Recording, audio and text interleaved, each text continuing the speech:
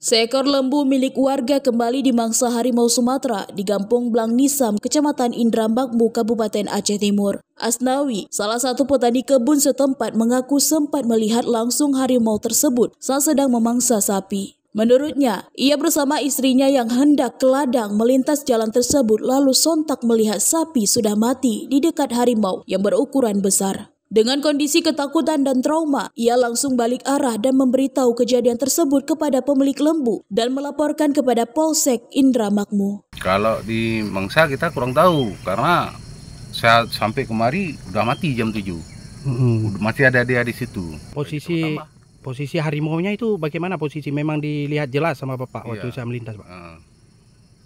Lalu Bapak mau kemana saat itu, Pak? Saya mau ke kebun. Udah saya lapor sama yang punya, terus langsung saya ke Polsek. Untuk wilayah di sini apa baru pertama kali atau bagaimana, Pak? Kalau untuk di Desa Blang Nisam baru ini, tapi kejadiannya di dalam sawit Pemda udah 2 kali selama saya di sini. Jamali punya sekali di Blok 7, ini sekali lagi.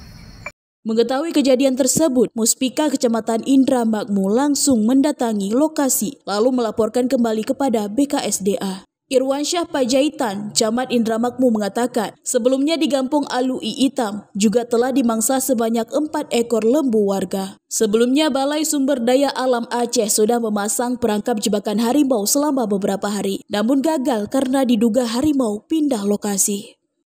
Kami dikabari oleh warga.